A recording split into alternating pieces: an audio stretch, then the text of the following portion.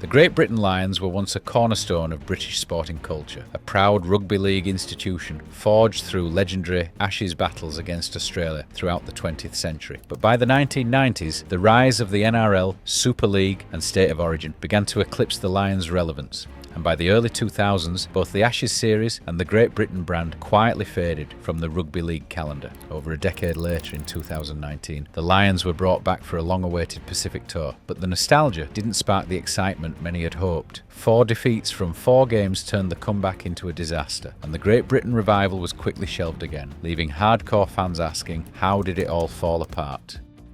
The Great Britain Lions made their debut in 1908, then known as the Northern Union, hosting a 3-test series against New Zealand. Over the decades that followed, Great Britain, Australia and New Zealand embarked on deep, gruelling tours of one another's countries, with GB and Australia contesting what became the famous Ashes series, a traditional matchup taken from cricket. These weren't just matches, they were battles between the best in the world, physical wars of attrition, filled with drama, controversy and moments of brilliance. The Ashes quickly became the pinnacle of international rugby league, drawing huge crowds and producing some of the most iconic moments the sport has ever seen. Stars were born in these contests. British names like Martin Offiah, Ellery Hanley, Billy Boston and Roger Millward became household figures, while Australian legends like Mal Meninga, Wally Lewis and Brad Fittler made their mark on UK soil. For young players growing up in both hemispheres, playing in the Ashes became the dream. In 1970, Great Britain famously won the Ashes in Australia, but it would be their last triumph. From that point on, the Kangaroos found another gear. While many series remained fiercely competitive, GB could never quite get over the line again, most notably in 2003, when all 3 tests were decided by a single score and all went Australia's way. But it wasn't just results that signalled the decline. The sport itself was changing. The rise of the NRL, the formation of the Super League and the explosion of State of Origin meant International Rugby League began to slip into the background. Club and state games became the biggest fixtures of the year. In the UK, the shift from a winter to a summer season made long overseas tours almost impossible. And as the years went on, Great Britain lost more than just relevance. It lost identity. The squad increasingly became made up of English players only. The RFL eventually shifted its focus to developing England, Scotland, Wales and Ireland as individual nations. The result, the once famous Lions, a symbol of 4 nations united, became just another outdated concept, left behind by the modern game.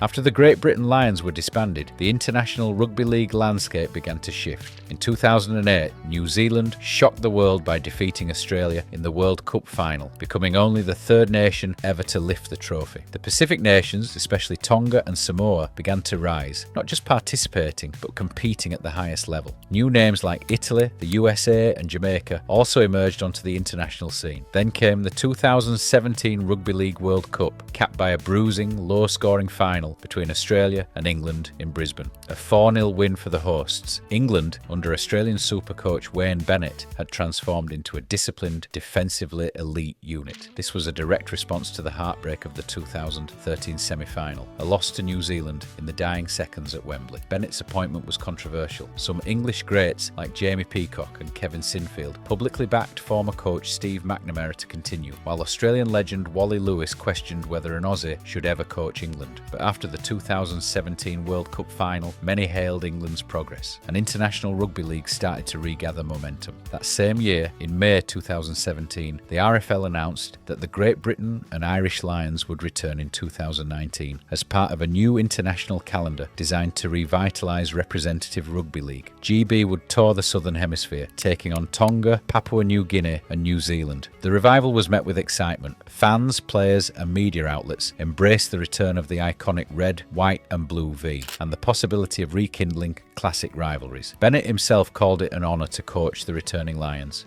The build-up to the 2019 tour carried a sense of momentum, a nostalgic comeback against entertaining and talented rising nations, and perhaps revenge on New Zealand for that 2013 heartbreak. But things quickly took a turn. When the squad was announced, fans were disappointed. Of the 24 players selected, only 2 had ever represented a nation outside of England: Joe Philbin, Ireland, and Lachlan Coote, Scotland, who are both heritage players. The selection of Australian-born Blake Austin, a heritage player who qualified for England, drew sharp criticism. especially when GB already had an array of halves. Gareth Widdop, George Williams, Jackson Hastings, Jake Connor, Johnny Lomax and even young Jake Truman was in the squad. But the most glaring omission? Regan Grace, the informed Welsh winger and one of Super League's brightest talents, wasn't even considered in a squad, lacking outside backs. Critics argued that Bennett had overlooked domestic form, favoured NRL-based players and ultimately picked England in disguise. Promotional material for the tour ramped up. All 4 matches would be broadcast live on the BBC, with the red, white and blue jerseys soaking in nostalgia. But despite the marketing push, fans were already starting to ask questions. Was this really a revival or just a rebrand? In October 2019, after over a decade in hibernation, the Great Britain Lions returned to the international stage. Their first stop, Hamilton, New Zealand, to face a resurgent Tonga. Led by superstars Jason Taumalolo and Adin Fonua-Blake, Tonga had one of the most powerful packs in the international game. Great Britain, captained by James Graham on his 50th Test cap. Despite being favourites on paper, the Lions were stunned by Tonga's intensity. After a stirring pre-match sipitao, Tonga dominated the collisions and led through tries by Michael Jennings and Sione Katoa. A second-half try from John Bateman gave GB hope, but it wasn't enough. The Lions fell 14-6 and criticism came quickly, particularly about the team's lack of attacking direction. Injuries to Oliver Gildart and Luke Thompson only made things worse. Next came the first of 2 tests against New Zealand. With enforced changes, Jake Connor was named at centre and Tom Burgess started in the pack. Facing a Kiwi side led by the iconic Benji Marshall and electrified by Roger Tuivasa-Sheck, the Lions once again held firm early. The match was level at half-time, but New Zealand broke through after the break, with Tuivasa-Sheck creating magic and the Kiwis capitalising on defensive lapses. He goes Roger! One to beat! Oh, the offload was absolutely brilliant!